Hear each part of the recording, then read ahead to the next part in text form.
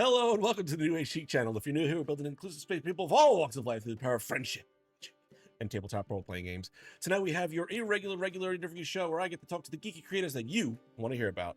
Tonight we have professional GM and player, inclusive forward storyteller, one of my favorite human beings in the entire world, the goddess of enchantment and whimsy, Meadow. Howdy, darling. No, howdy, love, darling. Hello, Meadow. How are you? Howdy, darling. I'm doing really good today. I'm feeling really great. I'm really excited to be here. I have been waiting to have a chat just with you for a while, so I'm so happy to be here and just talking. Little me. Um, okay, so first and foremost, go ahead and tell everyone where they can find you, all the fun things you're doing. Absolutely. You can find me on the internet, just like anywhere that matters, at Howdylovedarlin or howdylovedarlingm. Uh, you can find me doing wild crazy cosplay stuff, making D&D and TTRPG forward content. You can find me on my Patreon where I release games that I design that champion odd and underutilized mechanics, at Meadowlark Games, which is on my beacons, which should be here In the somewhere chat. eventually. So yeah, you'll see it, you'll find me. And I'm also really busy this month because if you didn't notice, it is February and I look the way that I look. So I've been very booked and very grateful. You can find me on Fridays at Girls Run These Worlds running a system that I wrote called Hex Heist. You can come over there and watch us be magical witches trying to steal stuff. You can find me uh oh my god, everywhere on Mondays at Roll D5 playing Tick Tick Bloom, another system that I wrote, where we Jesus. play VeggieTales but it's Game of Thrones. I'm also running Brindlewood Bay on Imagine If's channel on the 18th, and you can find me running my games here and there and everywhere, all this month and next. I hope. I Awesome. hope. And also the pre-recorded content that shows up every Tuesday, I think, on Somebody's Heroes. Oh, really? Oh, yes! I forgot about that. Now that we recorded them, and so now I forget that they weren't live when we did it. And I always forget. I saw like maybe 20 minutes of the last one, and I was like, I did call an elder brain the mush. Wow, the audacity of Shade Foxgrave. Yeah, that was Shade is honestly one of my favorite characters I've ever gotten to play with. She's so fucking unhinged, and it's amazing. Wait a second. Wait a second. You say she's unhinged, but you play Verdith, and they are unhinged together. Yes, they're There perfect. is a difference. They're perfect together. Yes, they are. All right, are you ready to dive into tonight's episode? Absolutely. I cannot wait. I need you to put on the thinking what is it? The thinking hat? What the hell is that called? Anyways, put on the thinking cap. Like this.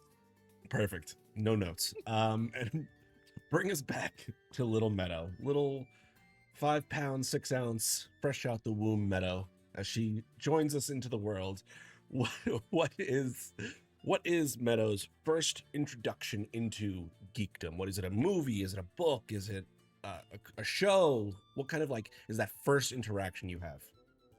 Wow.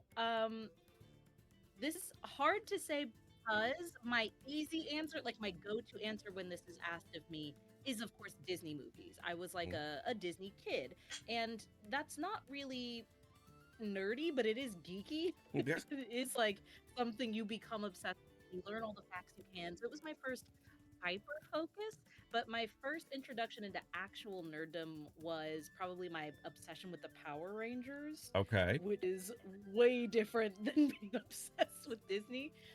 But I have a very deep appreciation for and a huge passion about fight choreography and martial arts, as an art form, not just as an actual way to defend yourself, though I think that's beautiful and important. Um, Fight choreography in like kung fu movies, samurai movies, action films is such an underappreciated art form. So Power Rangers as a kid was like the earliest. I was like, wow, they're like doing cartwheels and then kicking and saving the planet. This is amazing. And so I was always cartwheeling around my house, and trying to save. I don't know what I was trying to save, but I was trying to be a hero around my house. I was the pink Power Ranger Kimberly for 5 years in a row. Okay, so that's what my first question was going to be. Which generation of Power Rangers were you when you came into it? Like, what generation were they on? So I have never left. I know that there are about 30 or so iterations of the Power God. Rangers, right? So I'm deep in the shits, and a lot of them are free on YouTube. So everyone should stop watching this and get over there. But I Thank was you. Thank raised you in for the that. Mighty Morphin era. Okay. Yeah, I'm not sponsored by Power Rangers, but like, don't look at me. Look at them. I love the Power Rangers. So Mighty Morphin was my era. So, Okay. you know, White Ranger for life. Best White Ranger in the world was my White Ranger. Hmm. Uh, Pink Ranger Kimberly was my inspiration to get into gymnastics, and then girl power. It was like okay and good and strong to be girly, which was an important message for me as a kid. Hmm. And of course, Aisha, a black Power Ranger, the Yellow Ranger. So that was awesome to see. Like she had hair like mine, and she could fit it in her helmet. So don't tell me you can't be inclusive. Like it makes sense. It made sense for why I rode so hard for the Power Rangers. Aisha. So that was what, the second generation of Mighty Morphin? So that's when you came in. I'm just trying to gauge the age here without being Yeah. without being rude. When the Mighty Morphin's Power Ranger movie came out and Mr. Ooze was all Yeah. purple and whatnot, and yeah, I had been watching the shows as a kid, but I didn't lock in Uh-huh. until Mighty Morphin the movie. Yeah. I love it. So no, what is it, Beetleborgs? I Wasn't your wasn't into things? okay, so I was a Pokemon kid after that, and Okay. like I was very specific with what I liked. I really liked just Kirby. I didn't like the rest of them. Just Kirby because he could eat anything, and I wanted to be like that. The best superpower on the planet. I was really into X-Men. I was really into Teenage Mutant Ninja Turtles. Like baby nerd stuff. Yeah. And I'm still into that stuff. It's never left me. So what do you look back at some of these early kind of interactions you have with geek medium, and do you see yourself pulling from that in the way you tell stories or the stories you write now? Every single time. Yeah. Every single time. As a professional GM, a lot of the campaigns that I release, I am like, this is a Stardust inspired campaign. This is a Goonies inspired Oh campaign. my We're just God. playing kids on bikes.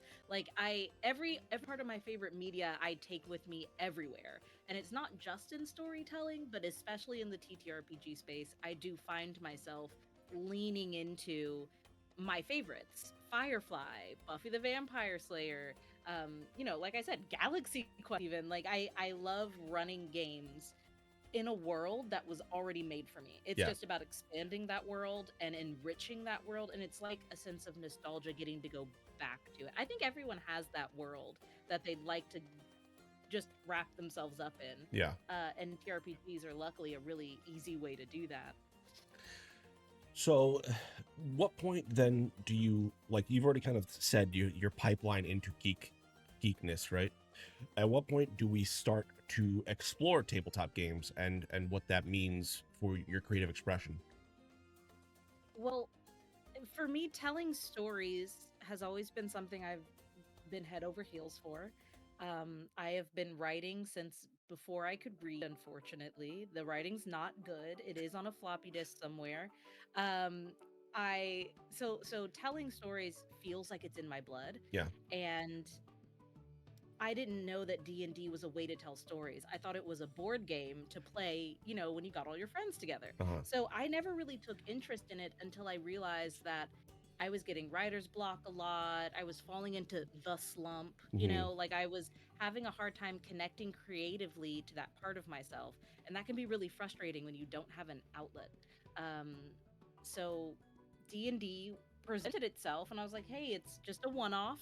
Maybe I'll like it, maybe I won't, but you get beer, you get people, you get to play pretend, like you get to tell stories. So that started around the pandemic time, and I've Okay. been doing it ever since. So what kind of, like, do you remember what that first game was like for you? Was it a great experience? Did it kind of like, how did that feed into the way you kind of approach games now? It was like the world came into color. like not to be desperate for TTRPGs on main, but I was almost openly weeping and like vibrating with excitement because of how much fun I was having. It Hmm. was a one shot. It was at a brewery where Nice. and it was an open call. They had like 15 different DMs all running the same one shot with a bunch of pre-gen character sheets, and you just ran through the story with strangers Right. all playing the same little game. And I looked at my character sheet and I was like, this is a lot of numbers. I would like to go home. And then from the first roll, I was like, just kidding. I live here now. You can't get me to leave. I'm always going to be here. I loved telling that story, even though it was one that was already written for me. So from getting bitten by the bug, it Hmm. just started a journey of finding what I actually loved to do Right. and like which stories I actually wanted to tell. It was a great first experience. I want to do that one day and like put on a really big like open door, come on in, roll some dice type of thing because it got me into this Right. and my life is definitely on a completely different trajectory. I thought I was going to join the circus at the time. So like the fact that I'm here now is a wild hard left. Okay. I have to know more about this circus stream. Yeah, I did flying trapeze for a while when I was selling moonshine in Nashville, Tennessee. So like aerial silks, flying trapeze, where you like swing and then you let go Uh and huh. get caught. Uh Like huh. you're looking at me like you've never heard it. Yeah, I trained really hard and I was like in peak physical shape and I loved it so much. And then I rolled dice one time and I was like, Yeah. oh, and I stopped doing it. So you were a professional trapeze artist. No, I was not a professional Okay. trapeze artist. I was training. So, like, I went to class 2 to 3 times a week. Hmm. I did conditioning classes and I supplemented it with aerial silks classes. So, it was like an intense hobby for me. I was training so that I could audition to be a professional. Okay. And my life kind of turned away from that before I could start the audition process. Okay. That is. I mean, I've never met anyone that has done trapeze, so thank you for It's a lot of this. fun. It's terrifying Yeah. and it is grueling. Like you've never felt pain in the ways that you will feel pain after training for flying trapeze. Like muscle knuckles. I didn't know that my muscle knuckles could hurt. Like it's crazy. But it was really rewarding and it Yeah. taught me a lot about myself and about what I was capable of. And I'm getting older now, but I really hope I get to go back to it someday in some capacity. Right. Just set up like a trapeze in the backyard and just Yeah, in the yeah, backyard. fuck it. We need more backyard trapeze, Yeah. obviously. All right. So you catch the D&D bug, right? And Yes. what's that evolution look like from you from playing in this brewery to one shot? Like, are you just like, hey, call up all your friends, hey, I got a thing, or is it At like, the what are you doing? time, at the time I couldn't because I was living in this school bus on a farm and there was no way to have like people come and sit with me. Every single time I say this out loud, like the logical turn of events, Yeah, it sounds insane. I went But from like there a was no way trapeze to artist living in play. a bus on a farm. Ah, that was because yes, and there was no way to get a group of people together that wanted to. I tried a couple of times with like some people who we would like talk to D&D about and be like, hey, if we ever got a game together, would you be down? They were like, oh, for sure. Never happened. Which Yeah, I learned is also just like a part of the D&D experience is try D&D to get a 101. table together and have nobody have the right schedule. Yeah, you get it. Like it was just too hard. So while I was living up in Nashville and in the bus, never happened. I moved down to Atlanta Mhm. and found this group where they did weekly, multiple times a week meetups where they just ran one shots and you can come in and you can run it. You can come in, you can play it. It's completely free. And it was just a good chance to tell those stories. Yeah, So I got back into that and I started going 2, 3 times a week. Like I can't just do anything half-assed. Like if I'm going to do it, it's going to become my personality. So I started doing it a lot. I uh-huh. loved it. I wanted people to love it. And so I became an admin with that group. And then I was like, hey family, have you ever wanted to play D&D? One cousin out of my thousands of family members was like, kind of, but it seems overwhelming. Yeah. And I was like, fair, it is. I'll write a whole new system for you so you can learn it. And so that's how I got into game design. Okay.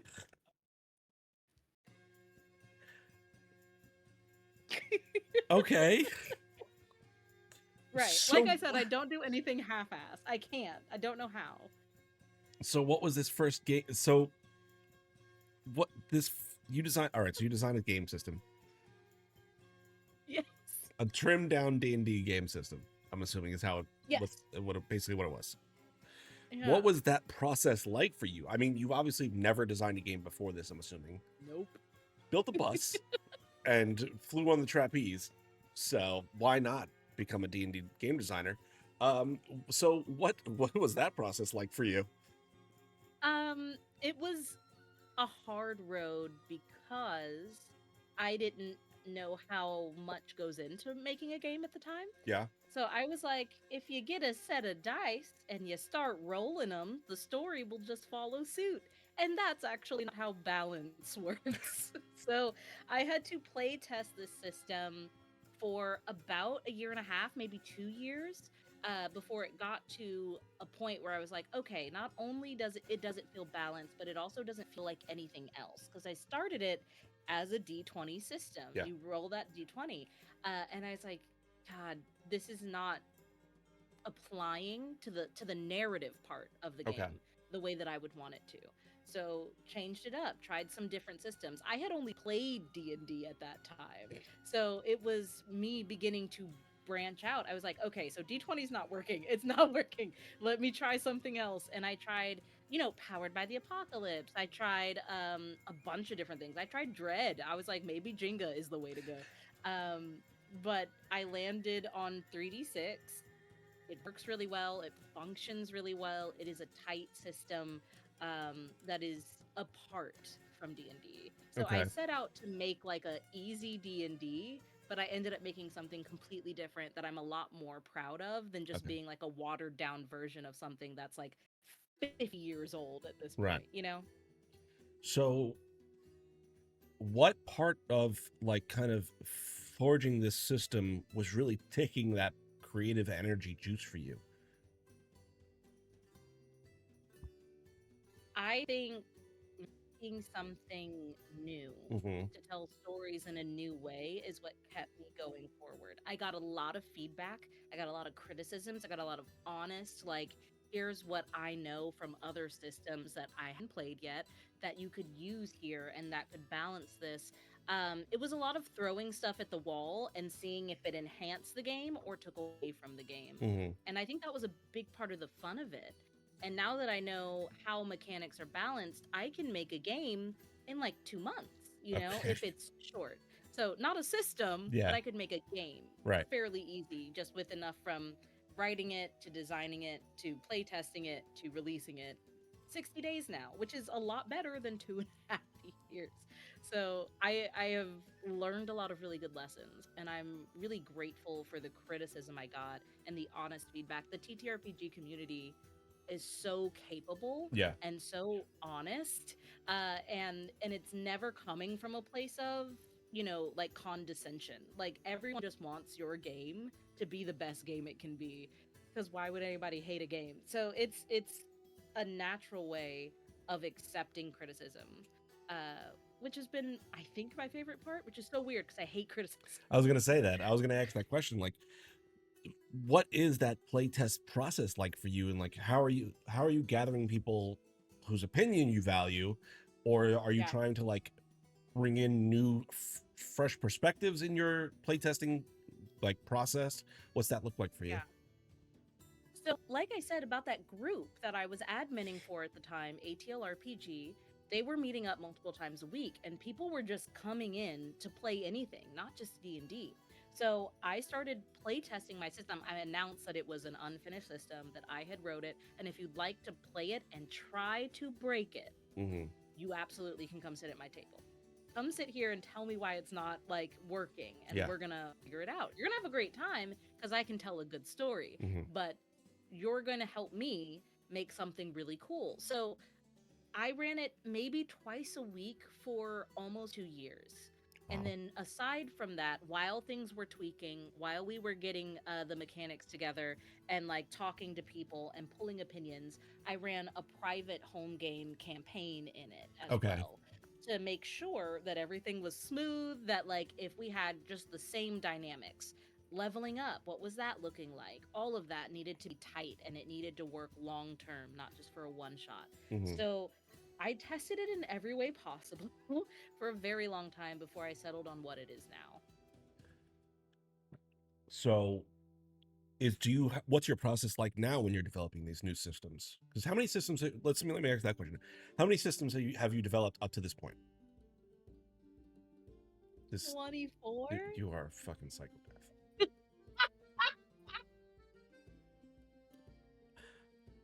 I've been running the show I for can't probably about a year half-ass now. it. I've been running the I show for can't probably about a year now, half-ass it. and I talk to these amazingly creative people, and always they say some wild shit. Like, yeah, I just designed 25 fucking systems, and I did the trapeze and rebuilt a bus, and God, I love this. I love this community. I lived a very strange life and I loved that life. I love my life. It's still very strange, but in a different way. And I just think I try to every time I come up with a concept and I'm like, oh, I would love to play as this. And then I do a little research and I realize it's not out there. Hmm. Or if it is, it's not out there in a way that the mechanics make sense to me or that feels easily digestible or that is affordable. So I Okay. try to make systems that are no longer than 20 pages. And that includes the character sheets, that includes the how to, the setup, maybe a one shot as well that is Wow. in there. Like short, Packing compact, it in. easy to digest, James. Yeah. Like, why do you need a whole book if you're playing a game? Like, maybe for a campaign, but if you want to run 2, 3 sessions, maybe even just one, and you want something new with a premise that is precise and exact, then I can do that for you. So like one that I just finished was because I went to a junk store and they were selling a bunch of school supplies. I don't know if you remember those old spinners that like have like 10 slices on them and you spin it and it's Mhm. like how you add. Um I have that now as a mechanic in one of my systems called Time Heist Jetpacks, where you're trying to steal something, but you're getting bamfed around time according to what you spin. Okay. So it's just because no one had ever used it before. So I decided to make it weird and make it usable. You don't have to use it because again, accessibility is also really important to me. So you can just use a D10, but there is a mechanic in it that helps if you have the spinner. So if you don't, it's not like you can't play, but if you do, you get to use this mechanic that no one else out there is using and Uh-huh. tell a brand new type of story. So before we get ready to move on to like the rest of your story, I kind of want to ask just a little bit into the future for what your plans are, because obviously you really enjoy this system of making new systems and experimenting with things, and you have a Patreon, which is at patreon.com/. Meadowlark Games. Meadowlark Games. So you obviously get a lot of joy and a lot of satisfaction out of creating the systems. I know you want to make it accessible, and I know you want it to be easily acquirable for people. Is there a future where you are working with a publishing company and booking these things and like making books out of these to sell on a more large scale? I would love to. I have been a little put off by the publishing game because when I was very young, I published a novel. And it was very. It was a very weird time for me. Okay. So I. The We're just going to skip publishing over the beast. part where you said I published a novel, right? That's what we're going to do here? Yeah. Okay. So Moving on. we don't need to talk about the novel for real. It's a long time ago. But like the publishing journey Yeah. feels really specific to me. And even though I hear it's different in the TTRPG space, I'm a little intimidated by it. And I readily admit that it's intimidating to try and find someone who thinks your game is good enough, Hmm. and who like believes in something as much as you do when you're the one who created it. It's scary to find people you trust. It's scary to put prices on things. It's scary to like reach out to artists and be like, "Hey, you are worth so much. I want to pay that one day." I swear. Yeah, like I will happily pay you Tuesday for some artwork today. Like I want to pay people what they're worth, Yes. and publishing is such a gauntlet of red tape and jumping through hoops that I really enjoy taking it straight from my heart to someone else. Like I Yeah. like just being like, "Here you go, take it, Take my play artwork. it, Take my have a work. good time." So, okay. So not really the goal. If it happens and the world aligns, you definitely would do it, but it's not something you're going to actively seek out. Yeah. Okay. So let me ask you this then. At what point do we go from you going to this one-shot group all the time, trying out these new systems? At what point do you kind of start to explore the internet as a space to be creative, to play characters and tell stories on a much grander scale? Yeah, I wanted very badly to have friends who played these types of games. And I joined TikTok looking for, because I saw all the D&D content. So I could just like scroll through and be like, "Ha ha ha, warlock." Scroll through. You know what I mean? Like Yeah. I was laughing to myself in a dark corner, rocking back and forth because I didn't have any D&D friends. And as my TikTok audience kind of grew when I started to participate in that, I got reached out to join an online actual play that had been streaming for a year already, but they needed a new cast member. So I was terrified. I was nervous. I was very scared. And I sat at this table for a while. I learned so much. I fell in love with the fact that you can be on opposite ends of the country and still Hmm. tell a beautiful story together. One of my favorite things in the world is Pangea. Is like how we all used to be holding hands as countries and then just slowly floated apart. Playing games online with people feels like we're floating back together, and I really like that feeling. So that's how I've kind of fell in love with being online and playing these games. Though I am still head over heels for playing in person. There's Yeah. something so tangible Yeah. about like being able to hand a prop or reach over and touch someone next to you when you're like laughing in character. Like there's something about that. But I do love online games. Is what are you comfortable saying the name of the channel where you made your premiere on? Yeah, I was on Neo Soul God's channel Hmm. uh for the Hillard University arc. I believe it was arc 2 or 3 where I came in. They already Okay. had a couple filmed. So I'm in the later seasons as Talon, a harpy princess, who is just as chaotic as Shade, if not more. Is that like your what kind of characters do you like to play? Like we're getting a little off topic here, but you brought it up, so I want to ask because you said you've played these two characters. um, Is I like don't think this is gonna surprise Chaos Goblin anyone, is but your vibe? to I like to rogue. I like rogue. It's not always unhinged rogue. Okay. Sometimes it's a very like controlled under the surface type of rogue, but it's always a little shit who likes to like get into something. Even if it's in like political intrigue rather than doing hijinks, Uh-huh. I love to rogue. I and I fear that that is also because I had an unconventional job. Here comes another quick lore job.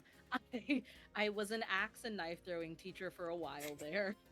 So I love blades and I love like Who the are flavor you? of throwing them in game. So soul knife rogues, just a nice sneak attack dagger. Like I love that. The flavor of that feels real to me because of my history with knives, which sounds weird. My history with knives is actually be the name of my memoir. I've decided. Copyrighted now. All right. I'm gonna officially change the title of your little blurb underneath your picture to most interesting woman in the world, because this is Oh, can't do outrageous. that. That title belongs to Eartha Kitt forever. I don't know who that is. She is everything to me. And she was actually dubbed the world's most fascinating woman in 1969. There you go. Well, She's Catwoman in the old, like, oh wacky, yes, yes, campy, yes. live action. Yeah. I'm blanking on everyone's name in that show, but either way, You know her. yes, I do know her. Beautiful woman. Walk me then from this first introduction to APs and kind of appearing on that space to where you're at now, where you are on every fucking channel doing everything all the time. That's so weird that you say that because it's true. Like I am, but it doesn't feel like I am. Like I see on like Instagram and stuff, I see some of my friends will be playing with someone at a game and I'm like, "Oh, that would have been awesome." Uh-huh. Why aren't I right there right now? Um but I guess I am doing a lot right now. I think I decided that this was something that I wanted to cement as being the thing I do with my life. Mm-hmm. Is I would be really, really happy if my legacy was telling beautiful stories and inspiring people to grow through narrative roleplay. So I think once I decided that I wanted to do it full time, I started doing start playing online and realized people would want to tell these stories with me.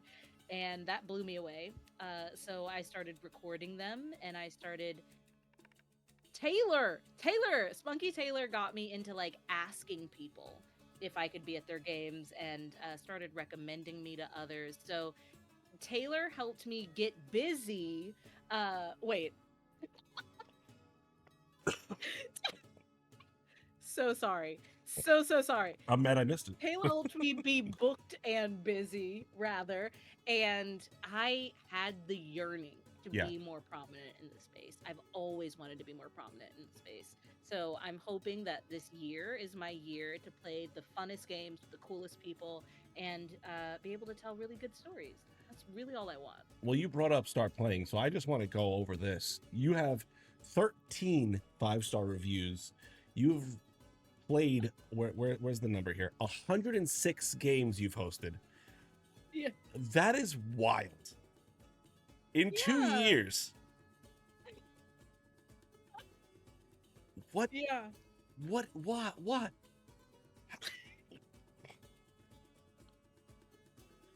Oh my god. I run a lot of games. I saw those numbers. I was like, Jesus Christ. Yeah, I'm trying to hit a full 300 this year by the end of this year. So we will see if that works. Jeez. Okay. So let's move forward a little bit in time here. So how long have you been appearing on APs? Let me ask that question first. 2.5, almost 3 years. Okay. So you've been doing this now 2 years. Where do you see this year how do you see this year kind of playing out for you? You are a nomad still, right? You don't have a channel that you Yeah. are currently on. So what's kind of like this year look like for you? What do you want to do? What's your goals?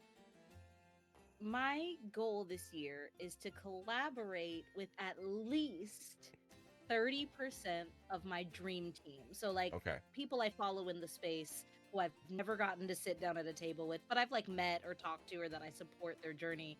And I'd love to actually play a game with them. I don't care if I'm running it. I don't care if I'm playing next to them. I want to share a story with at least 30% of my dream team list.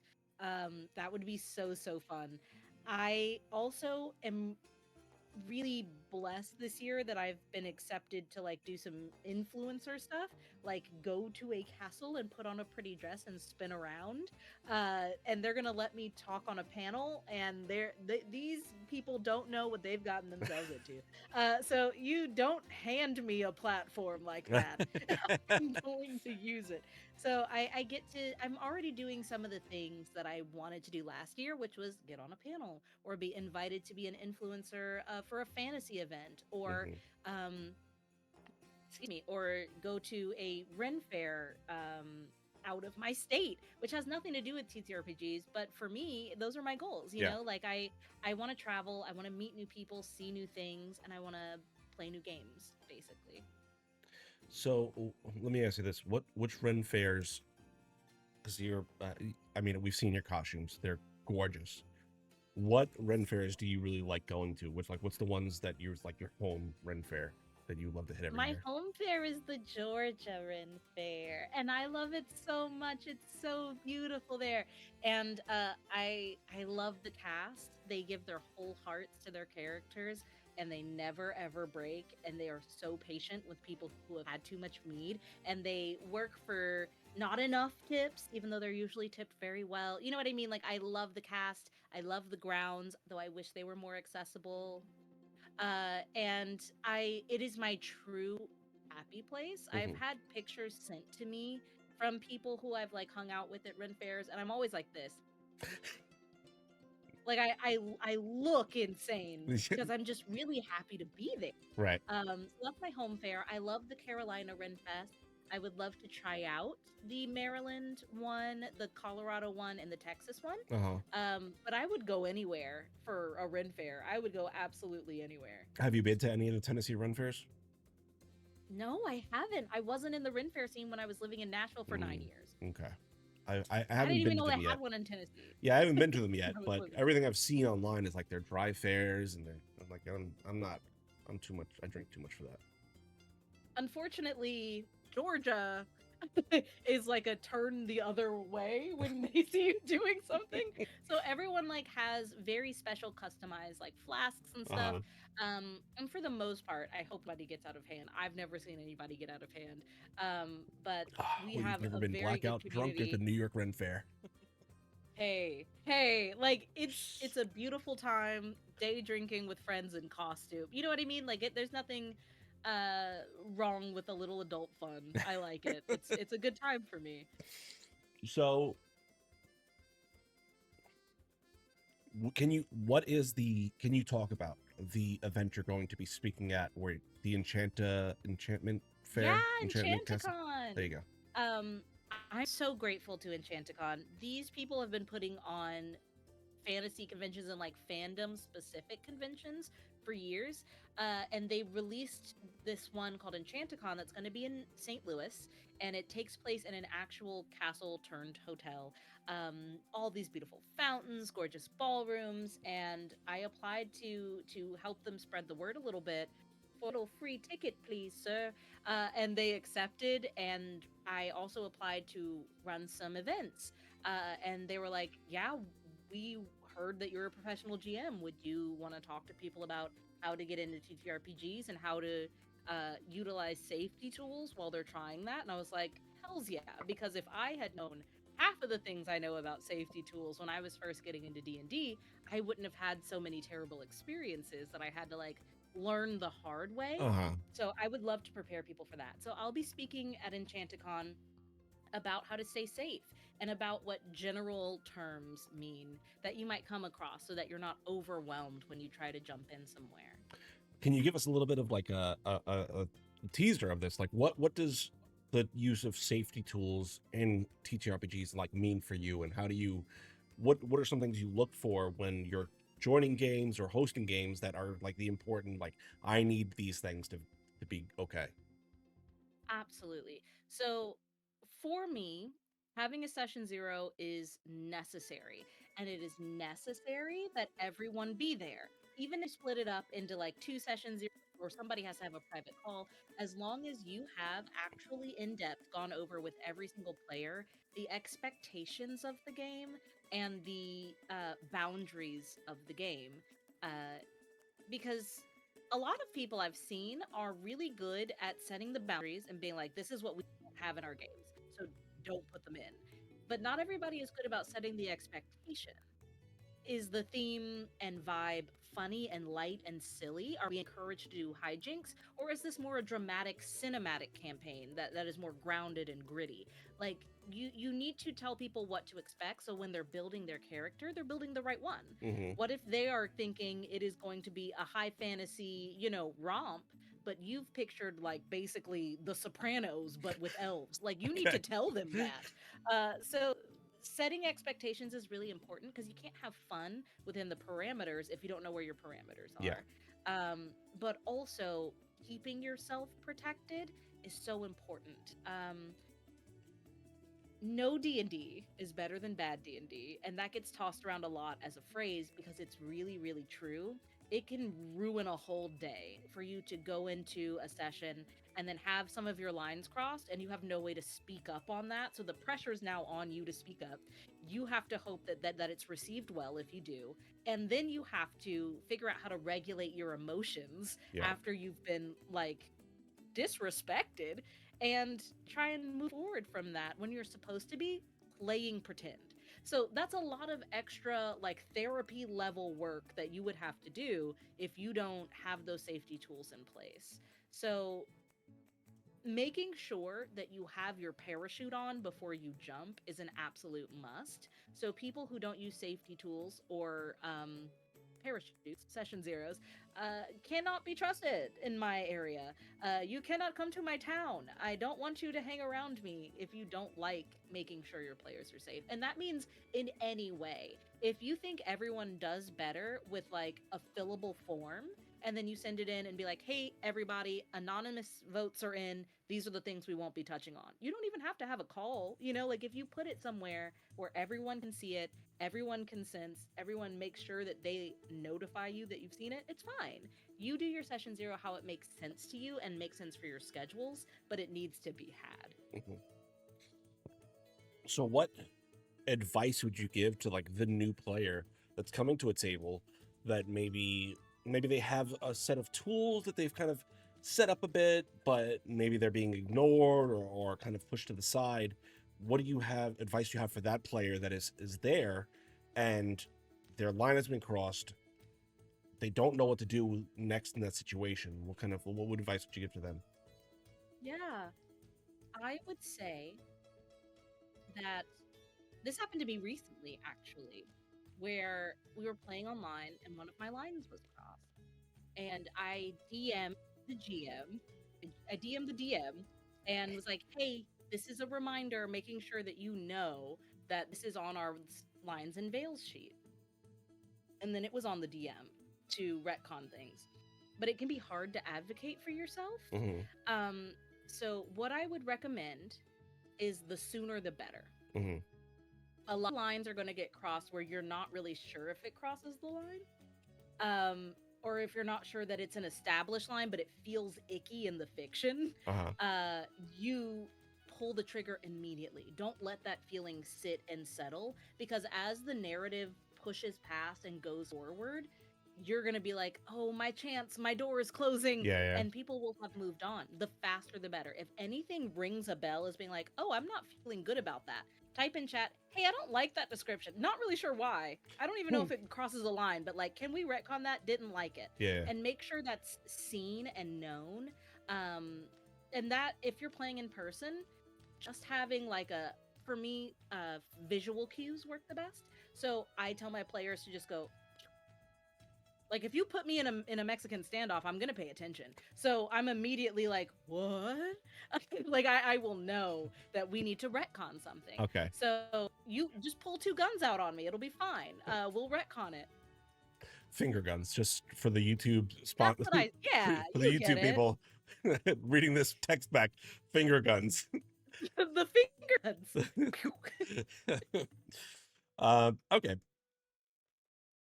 As we're kind of getting ready to wrap up this story, I mean, this fucking outrageous tale that your life has been. You've already worked with so many amazing people. You've told amazing stories, and I've gotten to be a part of some of those stories with you, which has been absolute pleasure.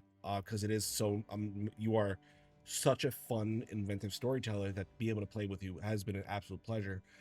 Who is on your list of people to play with in the future, whether it be you running a game for them running a game for you, or just getting to sit down at the table together?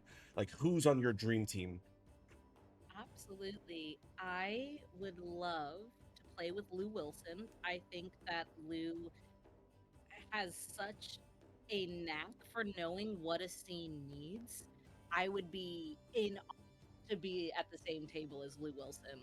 I think that Abria Iyengar, I would love to have the honor to play at her table. I would not want to run for her because I'm not about to trip over my words every time I make eye contact. Um, I think that would be beautiful and a lot of fun.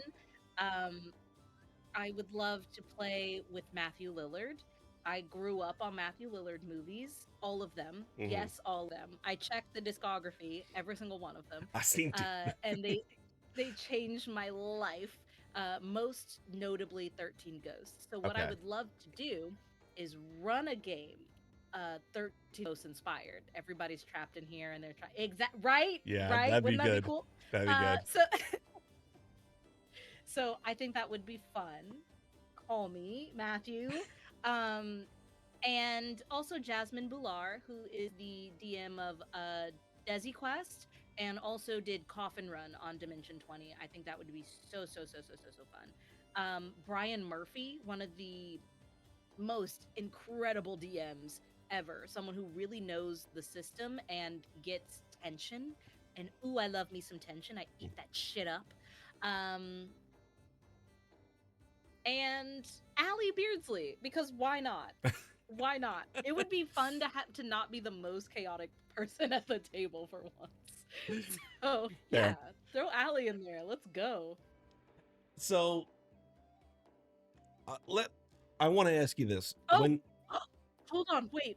I cannot go on without saying Iffy as well. Iffy okay, Nwadwe. I would love to play with Iffy Nwadwe and Persephone Raw. Like, holy crap.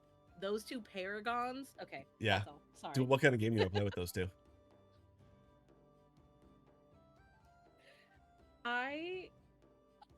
Okay, so for Iffy, I would want to run,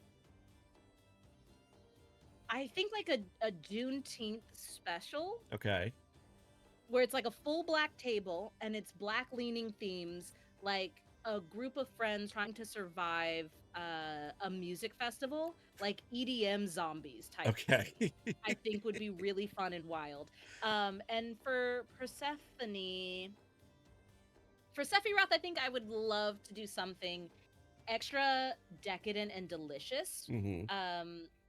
Sephi's really, really good at playing a bitch, if Okay. you will. So I think I'd like to give Sephi a way to shine. Maybe a western where it's like an outlaw gang of all femmes. Mm. You know, ladies shoot toot to rootin' in the west, trying not to get caught by the law. All the good stuff. I think that'd be fun. I love westerns. I'm obsessed with westerns. So I think I'd run an all femme western for Sephi Love it. and an all black Juneteenth like knockdown EDM zombie drag out festival. brawl for if yes. Love it. Yeah. You've brought this up, so I want to kind of ask you this question too while we're here. You've told me in the past, off the show, that pirates are a huge joy of yours, and now we've got westerns. So what about the pirates and the cowboys is doing it for you? Where does this joy come from? So I love stories about challenging morality. Okay. What is good? What is bad? What does it mean to be in between those things? What choices make you good? And what choices make you bad? How many bad choices can you make before you're legally no longer good? Like, I love that gray area because no one knows. So it's about challenging belief and it's about a sense of freedom that comes with both of them. For cowboys and westerns, it's like the freedom of the wild, the frontier, the openness of it, the fact that the world is still so unexplored and unclaimed, and it's dangerous because of that, but it's also beautiful. And for pirates, the sea is the vastest unknown thing that we have on this planet, and they're out here living the grittiest, freest life, but it's dangerous, and like they have to make choices that challenge the belief of what is the cost of freedom, what is the cost of us living the way we want to live on the seas. And I love those narratives, and I often combine them. So does that like allure of the unknown and the wildness of exploration, do you see those stories being represented in any like sci-fi mediums that you find very intriguing? Because I know you've already talked about Firefly. So I was just about to say Firefly. I was about to open my mouth and say Firefly. It is cowboys in space. It is literally yeah, cowboy space pirates. So of course I'm obsessed with it. Of course I love it. Of course beyond reproach. Of course I've seen Serenity 8 times this month. Like of course, like that it's so tracks. good. Like it's Firefly combines everything that means a lot to me in stories Uh-huh. and then does it, I would say 8 out of 10 well. Yeah. There's all it's aged, but it is so worth it. And I love it so much. I think uh for me, the ending lyric of the opening credits of Firefly, "You can't take the sky from me," is so good. It makes me want to scream. It's what space cowboy pirates are all about. You got to chase that freedom. You have to earn that freedom. You have to keep on your toes and stay one step ahead. You have to go straight for the stars, and I love that. They did it so well. Do you see yourself telling stories along a similar vein to that, like that exploration and trail, like forging that frontier? Absolutely. The first like campaign I ever ran on Start Playing was Wild Beyond the Witchlight, and one loved it because it starts at a carnival. Two loved it because you're like yeeted into the Feywild and you just have to learn to survive. Um, that is so juicy. Give me the morsels of all the Fey undiscovered, stuff. There was a lot of moral quandaries in that. But then my second campaign, I was like, hey, I'm never running D&D again. That's not true. I've run it so many times. But I was jaded after running someone else's module. Okay. So I changed over to Thirsty Sword Lesbians, literally about pirate women who are gay. Uh, and I shoved them in space. And we did our own kind of Firefly. They were a group of people who were doing intergalactic resource delivery. So basically, they're like mailmen in space, and then realize that they're being used to bootleg some really harmful materials. So, like, they go on the run, and it's all about what that means to be on the run. Like, they're outlaws in space, they're government workers, suddenly outlaws. It was a wild time, and I love telling stories like that. Okay. So let me ask you this then. what what do you've done so much, you're doing so much. What's your next step? I mean, like you're do you see a future where there's something you haven't started to dive into that you want to start to explore? Yes, I would really like to dive into producing studio actual plays. I want to dive into set design. I want to plan the campaigns and have this very immersive setting where people can come and play these games that tell these stories and record them professionally so that it's not just watching it on stream. Though I love that, and you should watch all my stuff, guys. But having something that is edited and even has its own soundtrack and has professional art behind it and things like that elevate the stories. And I feel like the online AP space is starting to get extremely inundated with a lot of, recorded campaigns. So to start stretching that a little bit, I want to get more into APs that have a level of cinematic immersion Hmm. so that the players are delighted and present and all in the same room, and it still feels like you've just stepped into that world. I would love to do that. How do you see that happening then? Like, because obviously distance and time and all that are obvious factors to this. Do you Are you talking about like bringing people in, recording for a month, and then like releasing that after it's been edited? Like, how do you see that happening? So I had the absolute pleasure to be hired as a player for a studio recorded actual play at a local studio. And they set up a set with just walls, a table. We got, dice and cameras and boom mics all set. And we came in for 3 days. Some people flew from all over the country. I was lucky enough to be local. But we even flew in our GM from Canada. And, we sat down from 8 a.m. to 8 p.m. and we recorded for 3 days straight. And at the end of that, we had 10 episodes that then get post production little bit by little bit, little bit by little bit. Those haven't even been released yet. Wow. So it's coming out really soon, but I recorded it last year. So it's like I want to get the ball rolling with recordings. I want to start with mini campaigns. So instead of having everyone come in for 3 days back to back to back to back to back, it's just two, Mhm. and you do 3 episodes a day with long breaks in between. So you do 3 sessions, 2 days, 6 session mini arc. You can get it released pretty quick.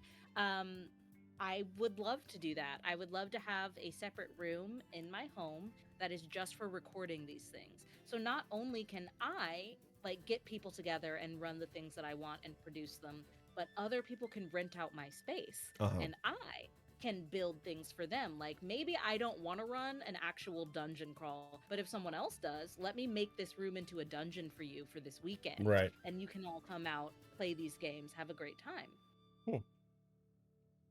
Hmm. Interesting. That's the goal. The goal is to tell more stories cinematically. Yeah. Now that we're telling more stories that are underrepresented or weird, I now want to tell those stories in a way that's higher quality and more accessible to people. Okay. What is your opinion on the way the AP space is kind of now? Because I feel like you've said, this year seems to be a lot more like making sure inclusion focused, and I know that is one of your big things. Is like you are a very inclusion focused storyteller. How have you Yeah. how have you seen the space kind of changing over the last couple months? Do you see it going in that direction, or does it feel like it's not not enough? Where are you at with that? I see it happening all around me. And Mhm. it's so exciting to see people with uh, not all white tables anymore. Um, but I don't think we have reached the point where I'm happy because I still scroll through my Instagram and will see people being tokenized. So if Mhm. there's only one person of color at a table of white people, it's still not diverse.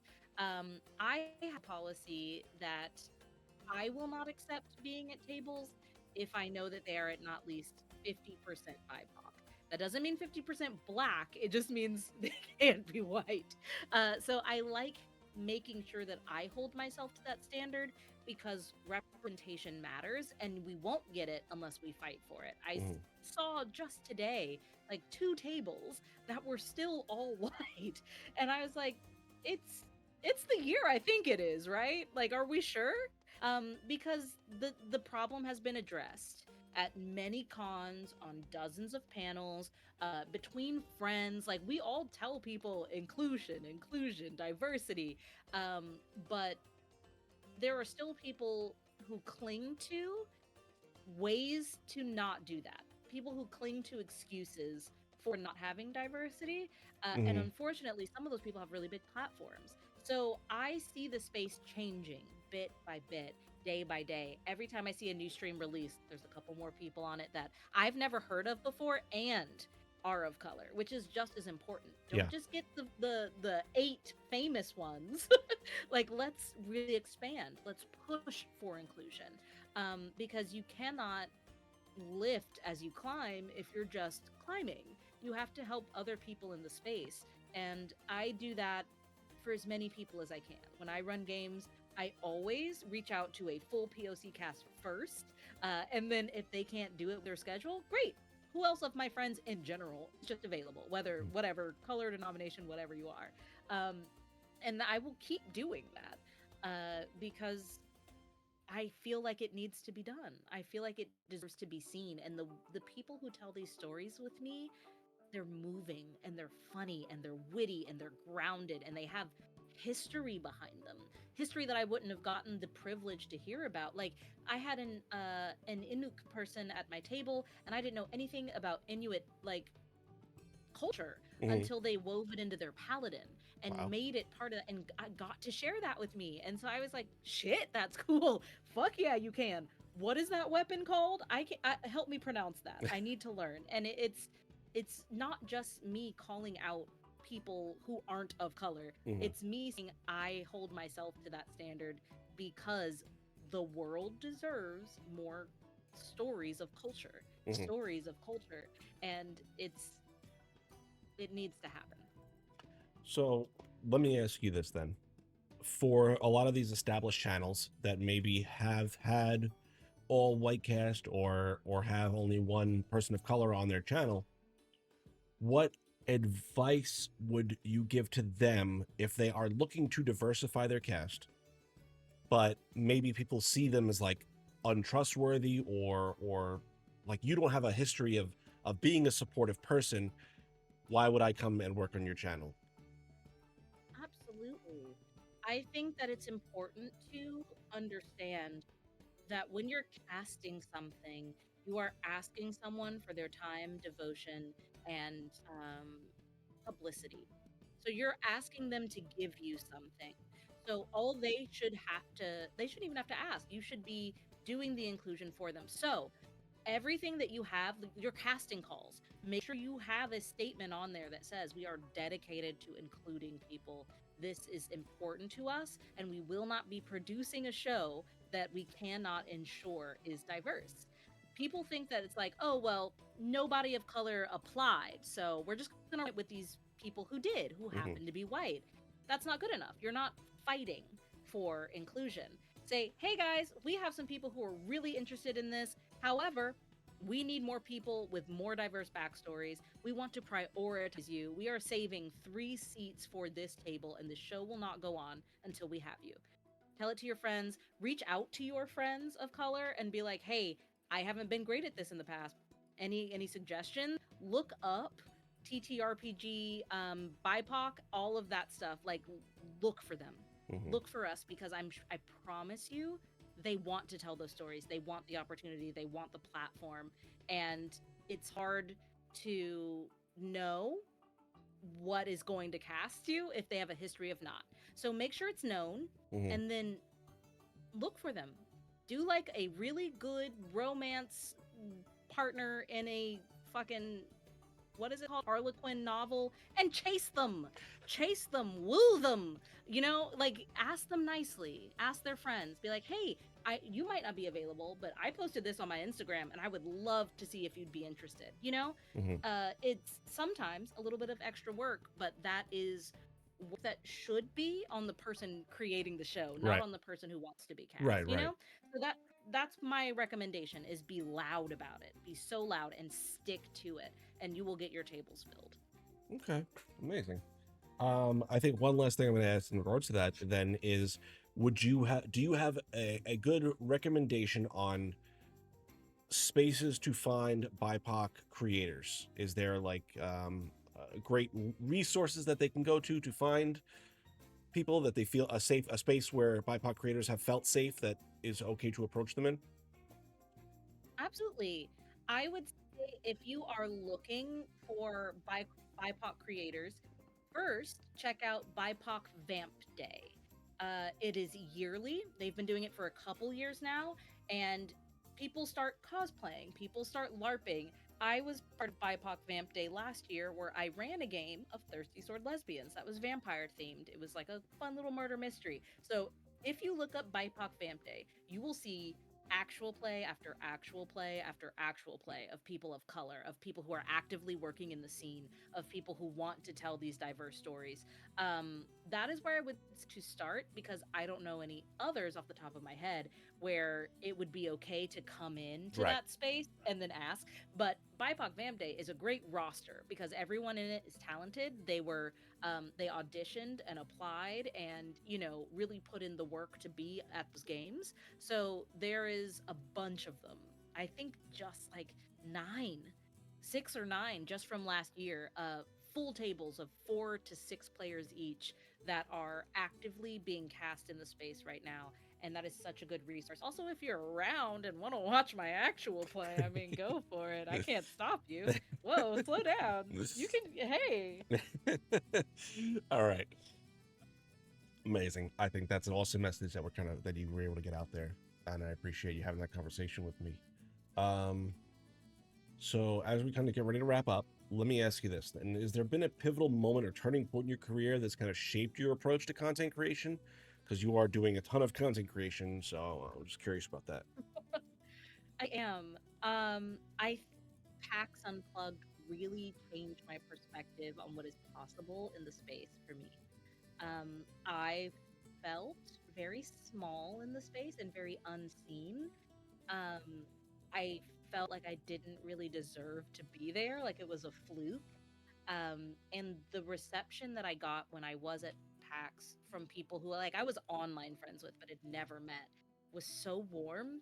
I was bowled over by like how kind people were and how genuinely interested in conversation they were, and I'm always interested in conversation, so I loved talking with them. And I was like, "Ooh, tell me this," and they were like, "Yeah, okay, ooh, tell me this," and it was back and forth. And I have made lasting, impactful relationships with people, connections from the networking that took place at PAX U. And that was just a couple months ago. So I haven't been doing this very long, you know, in the online space. I've Mm-hmm. been doing a lot of in real life work. So to finally feel like I'm carving out a small space for myself that feels really genuine to me, that I don't feel like I have to put on an act for, Yeah. is really, really nice. It feels good to feel like I have friends and to feel like I have support and people I can reach out to for like a quick game. Did never feel like I had that before. So that was definitely a turning point. Seeing people that I look up to have conversations to me as if like with me as if we were equals Yeah. was really humbling and really good for me, I think. Okay. Like you, we got to talk at PAX. Yeah. I'm a joke. No, not to me. So let me ask you the last question I always ask all of our creators as we get ready to wrap up this interview. And you've already addressed it once, but I want to just kind of bullet point it one more time. What message or impact do you hope to leave through your content in the geek space? I really hope the message I leave behind is playing pretend as an adult is some of the most freeing, cathartic, and important ways that you can give yourself a creative outlet. Now, in whatever way you choose to do that is totally up to you. But for me, the true immortality is the stories we choose to tell with the people that we care about. So that's what I hope to leave on the space, I think. Which is Amazing. corny as shit. No, But it's come on. true. That's what the point of the question is, to really have that aspirational dream. It's always kind of You sound tricked corny. me into being corny. Well, Meadow, this interview has been absolutely amazing. It's been such a pleasure to talk to you. Like I said, you're one of my favorite people in the space, period. I love you so much. We are going to switch over to our dicey question segment. These are 20 random questions determined by dice roll while our viewer questions come in. So if you have a question for Meadow, go ahead and put those in the chat. We're going to get to all the questions that you may have for our amazing guest. And as you get those questions typed up, we're going to go through these questions. So Meadow, give me a D20 roll. Okay, I have my dice bag right here. Let me grab my math sack. Sack. My math sack. That's a 4, so really good right off the bat. Okay, this is good because I think you'll have a good answer for this. Who is your favorite character in sci-fi or fantasy? It can be one you've written yourself, if that is your favorite character. Sci-fi or fantasy? How fantasy we're talking? Are we talking urban fantasy? Anything you want. You can interpret the question any way you want. Buffy Summers from Buffy the Vampire Slayer. Okay, why? Absolutely. Um, we don't have the time, but I will try and sum it up as quick as I can. Buffy Summers is noble in a time of modern nihilism. She is selfless and hopeful and giving and uh self-sacrificing and strong, and she does all of these things, all of these complex layers of being a human while also saving the world, while also being a teenage girl, while also like dressing up and really wanting to go to prom and really wanting to pass her math test. She is also all of these really beautiful, complex things. Mhm. And I watched her journey from season 1 to season 7, and I've never seen a more complete arc in any fiction anywhere in my whole life. And that still stands true to this day. So, Buffy Summers. What are your thoughts on the rumored revival? I have no thoughts. I've just been screaming for 2 weeks since I found out. I have been planning a Buffy reboot for maybe 15 years because I have ideas. Like, I know what they should write. They didn't even reach out to me when they They announced this. should. It's the most egregious, Bastards. terrible. I will never forgive them. But yeah, I am so stoked that Buffy's coming back, and with a non-creepy lady writer. Okay, that's always a plus. Do you have a system you've designed out of the 25 that is based off Buffy? I don't. I'm Wow. about to design one because I have some exciting news I can't really say Okay. too much about, but that I'm going to be running a game that is kind of like Twilight, but focuses on maybe hunting those guys down. Okay. So I'm going to be writing a game in the system that I wrote years ago, Nice. the one that took a lot of playtesting to get down.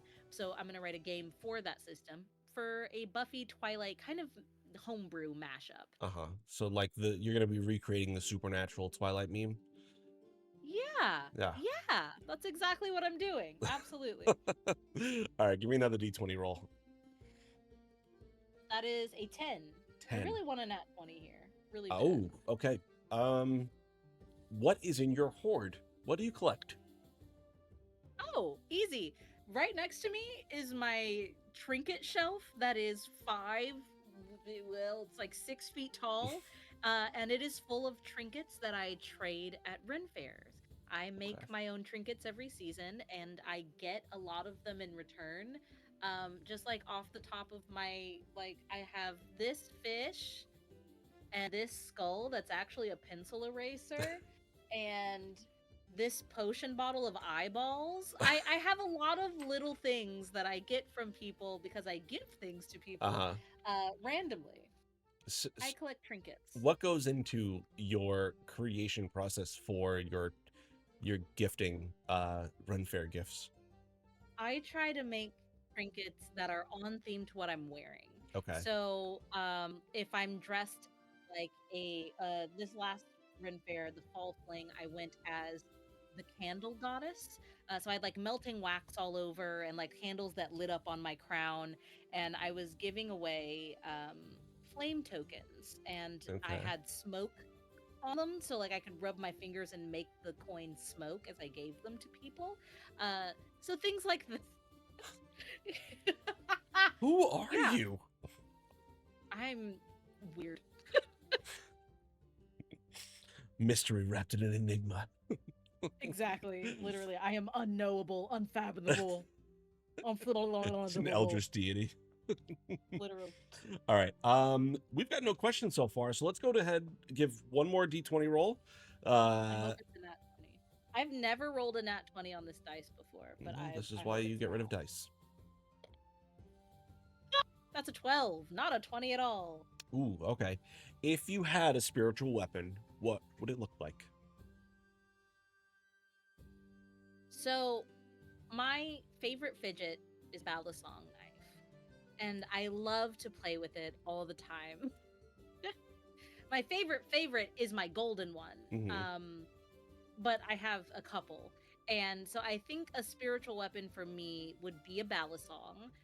that I could like deal radiant damage with, Okay. that would feel really good to me. Using it as kind of like a I can stab ghosts if I need to type of vibe. I've Love never it. needed to, but it's good to You have never know. fun. You never know. We actually got a question in by Tim the Blue Man, my boy. Uh, Ooh. Given the topic of incorporating BIPOC creators into predominantly white-led games, what advice would you suggest to a white creator who feels major imposter syndrome by making it a point to add BIPOC creators because they feel like they're drawing away from the BIPOC community? Got you. Okay, thank you so much for this question. I get where you're coming from in feeling that way. Completely valid. BIPOC communities can be extremely close knit and feel kind of like you're trying to elbow your way into a place that's not your place to get players. However, if you have BIPOC friends, if you have BIPOC creators that you're already mutuals with or really big fans of, throwing those lines first helps a lot, because then you can be like, hey, did you have anyone that you recommended for this? Even if you're not available, shoot for the moon. Ask one of your favorite BIPOC creators and be like, are you available for a game? I don't believe you will be, but like, are you? If they're like no, be like, hey, well, I'm really committed to keeping my space diverse. Is there anyone you'd recommend that you think might have the schedule or just someone you'd like to see at a game like this? And go from there. I think relying on your BIPOC friends and your BIPOC circle and the people that you look up to that happen to be BIPOC in this space is going to be a huge resource. Also, always you can always message me. I love to yap, so I can give you a list of my favorite friends who are loved being booked and busy. I open myself to be that resource. I'm hoping to put together an entire compendium that is public record, that people can apply to have themselves put on, so that that's just scrollable for anyone doing casting calls. But until I have a breath of free time after Black History Month, you're gonna have to hold on, bear with me. But my advice for you is to lean on your BIPOC friends and mutuals in your current circle. Or if you don't have any of those just yet and you're working towards that goal, lean on your other friends who do. That's how we expand slowly, one person at a time, one genuine connection at a time. So that's why I say mutuals. If you've never talked to someone but you really love their content, reach out, just see. There's no harm in shooting your shot. And the BIPOC community is not harmed by diversifying. So we'd love to have more opportunities. Please take that from me. We would love to have more opportunities. So I hope that helps. Thank you for the question. Amazing. I think that's gonna wrap us up, Meadow. This has been amazing. Like I said, you're one of my favorite people in the entire world. Go ahead and shout out everything that you're on, plug all the things. Where can people find you next? Absolutely. So tomorrow is Friday. I believe. Fridays, you can find me over at Girls Run These Worlds running the Hex Heist. You can find me running Wielder Weapon, one of the games that I wrote about cowboys in space. Shut up, shut up. The day I love after you. tomorrow over on Help Action Needed. You can find me running Tick Tick Bloom, a whimsical war TTRPG over at Roll D5 every other Monday. On the 18th, I am running Brindlewood Bay on Imagine If's channel. On every Wednesday, oh wait, no, next session is our finale. It's our season finale. Wednesdays, usually, I am on the Forgotten Adventures stream, playing Fears and Fortunes, a horror-themed D&D campaign. But next week is our finale. So if you are interested in horror campaigns and you want to see some of the most beautiful virtual assets you've ever seen in your life, check out the YouTube for that. You can catch up, come hang out with us anytime. We're gonna get TPK'd. I know this. We're gonna be playing Two Moon Rising on Help Action Needed's channel on the next two Thursdays. And my God, this is so much stuff. And you can find me on Crits and Chaos Tuesday after next as well. And that's all for this month. I'll have a new clue next month. Okay. As far as New HT is concerned, you can find us Monday with Forging Fates. You can find us Wednesday with Queer and Present Danger, and then this Thursday I have Atherius, who is I'm going to have in the hot seat. and learn all about his backstory and all the amazing things he is doing and has done. I can't wait. Besides that, I don't think there's anything else. Oh wait, Sunday I'm on. Nope, not this week. That's next week. Anyways, that's all I've got. Stick around for the raid. Do you Who we know? rate? I don't know. Who do you want to raid? I don't. Oh, is Roll D5 still going on the Jackbox Black History Month? Roll D5 is definitely on there. We're gonna go ahead and raid Roll D5. Yeah, my babies. So stick around for the raid. I've got nothing else. If you've got nothing else, remember, we love you, geeks. Good night.